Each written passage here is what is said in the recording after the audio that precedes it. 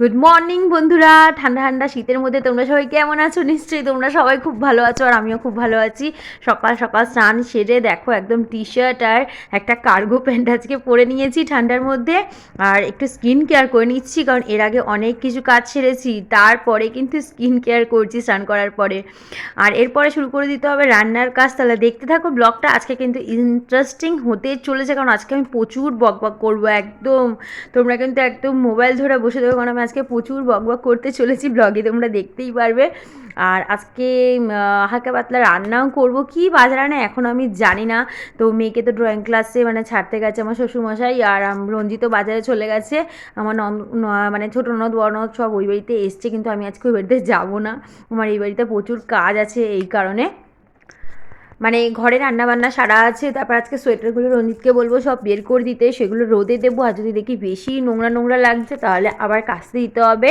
তো প্রচুর দেখো কাজ আছে, আর আমার অন্য কাজও আছে। চেনটা কি দেখালাম বলো তো? চেন থেকে আমি লকেটটা খুলে দিয়েছি, এই জন্য তোমাদেরকে আমি দেখালাম যে লকেটটা খুলে রেখেছি, কারণটা তোমাদেরকে একটু পরে বলছি। আর এখানে দেখো বাজার চলে এসছে। তো এর আগে আমি একটু আগে টিফিন করে নেবো, তারপরে রান্নার দিকে মন দেবো, কারণ আমার খিদে পাচ্ছে। আর খুব সুন্দর একটা হালকা হাওয়া দিচ্ছে, যেটা আমার খুব ভালো লাগছে। স্নানের পরে জানলার সামনে দাঁড়াচ্ছি, খুব ভালো লাগছে। এখানে চা বসিয়ে দিয়েছি, ভাত ডিম সিদ্ধ বসিয়ে দিয়েছি। আর চা তো খেতেই হবে, শীতের সকালে স্নানের পরে যদি আমি একটু চা না খাই আমার একদম ভালো লাগে না, আরও বেশি শীতে ধরে আর এনার্জি লাগে না, মনে হয় বিছানায় চুপ করে বসে থাকি। এই জন্য চা আমাকে খেতেই হবে। আর দেখো এখানে আমার চা টিফিন নিয়ে আমি এই ঘরে বসে তোমাদের সাথে একটুবারে জমিয়ে গল্প করতে চলেছি, কারণ কি বলবো, আজকে আমার দিনটা এত সুন্দর ওয়েদার দেখে না আমার খুব বকবক করতে ইচ্ছে করছে তোমাদের সাথে। তো কিছু কথা তোমাদের সাথে আজকে শেয়ার করতে চলেছি আমি, নিজের পার্সোনাল লাইফের কথা। তো তোমাদের সাথেই শেয়ার করি, খুব একটা কারোর সাথে আমি এইভাবে কথা বলি না এখন, শুধু এই ক্যামেরার সামনে এই ফেসবুক ইউটিউব বন্ধুদের সামনে এই কথাটা বলি, নাহলে আমি কিন্তু হয়তো বা বলি না, এরকম একটা দিন হয়ে গেছে। তো এই যে বানটা দেখছো আমি খাচ্ছি, তো এই বানটা এত টেস্টি ছিল, এতটা টেস্টি ছিল, অনেক দিন বাদে রঞ্জিত এনেছে। আর ভেতরে না ম্যাঙ্গোর পাল্প ফ্লেভার্ড ক্রিমি ইয়েগুলো বেরাচ্ছিলো, ক্রিমগুলো এত ভালো লাগছিলো খেতে। তো একটা কথা তোমাদের সাথে শেয়ার করি, আমি আমার ছোটোবেলায় অনেক রোগা ছিলাম, অনেক, এত রোগা ছিলাম, মানুষ আমাকে শুটকি মাছ বলতো। আমি যেরকম এখন আমার মেয়েকে বলি ওই রকম অনেক রোগা ছিলাম, কারণ আমি ভালো করে আমার খাওয়া দাওয়ার ওপর প্রচুর অনীহা ছিল, আর সেটা নিয়ে কেউ ভাবতেও না। আর আমার প্রচুর জন্ডিস হতো, অনেক আমার জন্ডিস হতো, আমার 2-3 বার জন্ডিস হয়েছে। ওই যতবার জন্ডিস হতো এত শরীর ভেঙে যেত, রোগা শুটকি মাছ ছিলাম। তারপরে ওই জন্ডিসের টিকাটা বিয়ের আগে নিলাম, আমি আর রঞ্জিত দুজনে একসাথেই নিয়েছি, কারণ ওরও একটা প্রবণতা ছিল। আমরা এই জন্য বিয়ের আগেই দুজনে একসাথেই নিয়ে নিয়েছি।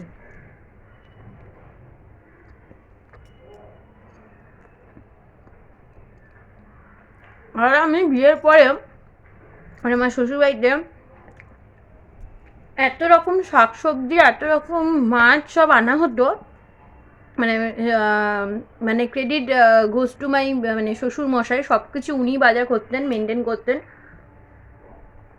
কোন সিজনে কোন খাবার আনলে শরীর ভালো থাকবে, কোন শাক খেলে চোখ ভালো থাকবে, কোন মাছ খেলে চোখ ভালো থাকবে, শরীর ভালো থাকবে, চুল ভালো থাকবে, এগুলো নিয়ে উনি প্রত্যেক সিজনে উনি রান্না খাওয়া সব পাল্টায়।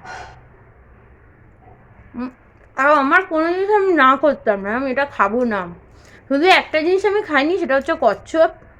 আর একটা জিনিস, যেটা পুক রান্না হয়েছিল, ওটা বাড়ির ভেতরে হয়নি, বা ঘরের ভেতরে হয়নি, ওটা বাগান ছিল ওখানে, এইগুলো আমি খেতাম না।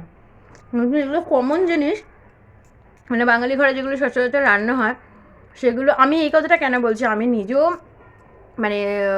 বেঙ্গলি, বাপের বাড়ি, কিন্তু আমার মা কাতলা মাছ, রুই মাছ, ভেটকি মাছ, ট্যাংরা মাছ, আর ওই ইলিশের শীতে ইলিশ মাছ, ডিম, আর চিকেন, মাটন, ব্যাস এই এই কটা জিনিসের মধ্যেই ঘোরাফেরা সারা জীবন করে গেছে। কলমি শাক, লাল শাক,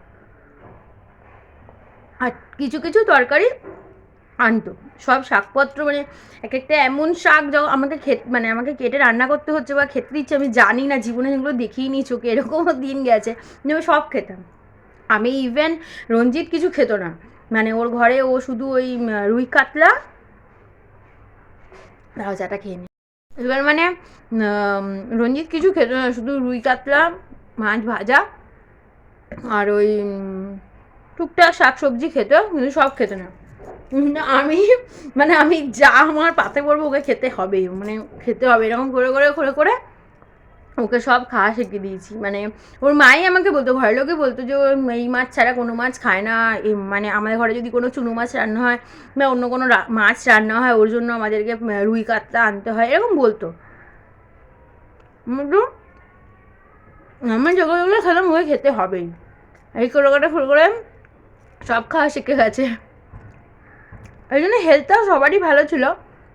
কিন্তু মাঝখানে ও মানে রঞ্জিত নিজের শরীরের এত মানে নিজের শরীরের উপর এত টর্চার করেছে এই ওলা উবের গাড়িটা মানে ধরার পরে, মানে টিফিন তো করতোই না, অর্ধেক দিন চা, মানে চা ওর খাওয়ার কোনো নেশা ছিল না, টুকটাক খেত, বিস্কিট খেত না, টিফিন খেত না। ইভেন দুপুরে লাঞ্চের টাইম আমাদের কটা হয়, খুব বেশি হলে হার্ডলি 2 থেকে 3টের মধ্যে আমরা একদম চাই যে আমরা সেরে নিই, ও খাবে না। 4টে, 4:30, 5টায় ফোন করেছি, কী হলো তুমি খেয়েছো, লাঞ্চ করেছো? না আমি এখন খাইনি, টাইম পাচ্ছি না, এই না সেই না, মানে মালিকদের ইনক্রিমেন্ট করানোর জন্য এত টিপ করলে এত টাকা পাবে, অত টিপ আমি এখন টাইম পাচ্ছি না, আমার জল খাওয়ার টাইম নেই, আমার বাথরুম যাওয়ার টাইম নেই। আর ঘরেও মানে বাজার দোকানে রাখতো না যে ওকে মানে রান্না করে দেবো, ও নিয়ে যাবে টিফিন গাড়ি করে, এরকম কোনো সিস্টেম ছিল না। যাই হোক, এই করে করে অত্যাচার করে করে নিজের শরীরের ওপর আজকে গিয়ে ওর 2022 থেকেও শুরু হয়েছে শরীর একদম অসুস্থ হওয়া। কিন্তু আমি আমার খাবার পরিমাণ খুব কম, কিন্তু আমি মানে দিনে আমি কোয়ার্টারলি করেও খাই, মানে সকালবেলা আমার চা বিস্কুট তো মাস্ট, তারপর আমি টিফিন খাবই। মানে খুব এরকম কম দিন যায় যখন আমি টিফিন খাই না। তো আমি লাঞ্চটা আমি করে নিতে চাই, আগে তো খুব অপেক্ষা করতাম ওর জন্য, এই হয়তো আসবে 2, 2:30, 3টে, এই হয়তো আসবে, এই হয়তো আসবে, এরকম করে করে নিজেরও অনীহা শুরু করেছিলাম, অনিয়ম শুরু করেছিলাম, সরি। কিন্তু তারপর দেখলাম আমার প্রচুর হেলথ ইস্যু শুরু হয়ে গেল, যেটা কি ওর আমাকেই করতে হতো। তো এই জন্য আমি ভাবলাম না, খাওয়া দাওয়া হচ্ছে মাস্ট, মানে অল্প খাবো কিন্তু টাইম মতন খাবো। আবার আমি বিকেলবেলা চা বিস্কিট, আবার 2 ঘন্টার মধ্যে 7টা, 7:30টার মধ্যে আবার কিছু আমি টিফিন খেয়ে নিই, কিছু যদি না পাই আমি 4টে বিস্কুট খেয়ে জল খেয়ে নিই। আর আগে তো রাত্রে অনেক রাত অবধি মানে রঞ্জিতের জন্য অপেক্ষা করতাম, ওর তো কোনো টাইম টেবিল বলে কোনো জিনিস নেই। কিন্তু আস্তে আস্তে দেখলাম আমার শরীর খুব খারাপ হতে শুরু করলো, তারপরে আমি এখন 10:30টার মধ্যে আমার ডিনার কমপ্লিট মানে করার চেষ্টা করি। তো এরকম সবাই করবে, যারা অনিয়ম করছো করো না, কারণ হেলথ ইজ ওয়েলথ, হেলথ ভালো থাকলে সব ভালো থাকবে, হেলথ ভালো না থাকলে কিছু ভালো থাকবে না। আমারও এক একদিন দেখো চোখ মুখ কীরকম থাকে, মানে অনেক কিছুই ব্যাপার আছে, সব কিছু তো আর মানে ভিডিওতে শেয়ার করা যায় না, মানে হেলথ হচ্ছে সবার আগে, তারপরে সব কিছু। হ্যাঁ, আমার একটা দোষ হচ্ছে আমি প্রাণায়াম করা ছেড়ে দিয়েছি, আর আমি যোগা বা আমি এক্সারসাইজ কিচ্ছু করছি না, এই জন্য আমার পুট অন হয়েই যাচ্ছে, এটা খুব বাজে কাজ করছি। আরেকটা বাজে কাজ করছি, চা খাওয়া, মানে একবার ঠিক আছে কিন্তু আমি 2বার 3বার চা খাই দিনে, দুধ চাটা খাওয়া মানে ঠিক না শরীরের জন্য। কিন্তু আমার ছোটোবেলা থেকে চা খেয়ে খেয়ে এমন নেশা হয়ে গেছে, মানে অনেক ছোটো বয়স থেকে তো আমি টিউশনি করা শুরু করেছিলাম। তো মানে মাধ্যমিকের পর থেকে আমি সংস্কৃত পড়াতাম, শুধু সংস্কৃতটা তখন পড়াতাম, আর এইচএসের পর থেকে অল সাবজেক্ট পড়াতাম। তো আমাদের সকাল থেকে ব্যাচ চলতো, সকাল 7টা থেকে ব্যাচ শুরু হয়ে যেত, আমি আর আমার দাদা মিলে তো কোচিং সেন্টার খুলেছিলাম, তো ব্যাচ চলতো। তো এইভাবে না মানে এই মানে এনার্জি পাওয়ার জন্য, আর আমাদের ঘরে আমাদের বাবার বাড়িতে মানে চা খাওয়ার প্রচুর নেশা আছে। আমার বাবা তো দিনে আগে মানে 20 কাপ চা খেত, আমার মাও তার সাথে খেত, আর আমার দাদাও চা চা ভালোবাসে। আমিও ওই মানে যেহেতু বাপের বাড়ির একটা মানে সাইড এফেক্ট থাকে, বলা যায় সাইড এফেক্ট, বা ভালো খারাপ যাই তোমরা খাও না কেন, চা খাওয়ার একটা নেশা আমাদের মানে বংশগত। তো দুধ চাটা পারলে অ্যাভয়েড করবে, গ্রিন টি, ব্ল্যাক টি, ব্ল্যাক কফি, এমনি কফি তোমরা খাও, কিন্তু খাবারটা যারা যারা অনিয়ম করছো করো না, সংসার অসার সারা জীবন টেনে যেতে হবে মেয়েদেরকে, ঘরের কাজ করতে হবে, বাইরের কাজ করতে হবে। এখনকার মানে বেশিরভাগ মেয়েরাই ঘরে বসে থাকে না, ঘরও সামলায় বাইরেও সামলায়, কিন্তু নিজের খাওয়া দাওয়াটা ঠিক করবে, মানে অল্প খাবে কিন্তু টাইম মতন, মানে পেটে কিছু 2 ঘন্টা পর পর দেবে, তাহলে মানে এই প্রবলেমগুলো হয় না। আর আমার যে মানে তোমরা প্রেশারের প্রবলেমটা শোনো, সেটা আমি একটা ব্যাপার নিয়ে বহুত টেনশন করছিলাম, বহুত, মানে এত বেশি টেনশন করেছি ব্যাপারটা নিয়ে। সাইড ইফেক্ট তো হবে, আর একটা দেখো একটা জেনেটিক একটা ব্যাপার থাকে। আমার আমার দাদুর একটা মানে হার্টের প্রবলেম ছিল, সেই থেকে আমার মায়ের এসছে। আর আমার মায়ের যেহেতু হার্ট অ্যাটাক হয়েছিল, তো ডাক্তার 2012 সালে আমাদের আফটার মানে অপারেটেড, তারপরে আমাদেরকে বলে দিয়েছিল, আমাকে বিশেষ করে আমাকে আমার বাবাকে ডেকে বলেছিল, দেখো 1000-এ একজন ফিমেল পার্সনের হার্ট অ্যাটাক হয়, তুমি একটু সাবধানে থাকবে। তো আমার জেনেটিকলি এগুলো দেখো, আমার পিসির সুগার, আমার বাবার সুগার ছিল, বাবা নিজে নিজে ঠিক করেছে, ওই হেঁটে খালি পায়ে ঘাসে হেঁটে ফেটে যায় না, এখন কী অবস্থা বলে, তো আমার আর সুগার নেই, সুগারের ওষুধ কিছুই খায় না। একটা জেনেটিকলি ব্যাপার থাকে, টুকটাক আসবেই বয়স হলে, আসবেই। যতই মানে মাইকেল জ্যাকসনও চেয়েছিল 150 বছর বাঁচবে, এই ওষুধ খাবে ওই ওষুধ খাবে, এর মধ্যে ঢুকে থাকবে, মানে কী সব বানিয়েছিল ওর মধ্যে ঢুকে শুয়ে থাকতো, কিন্তু দেখো যা ডেস্টিনিতে আছে, যেটা ঠিক করাই আছে সেটা হবেই। কিন্তু হ্যাঁ, আমরা যতদিন আছি আমাদের নিজেদের ওপর কাজ করে যেতে হবে, তাই না?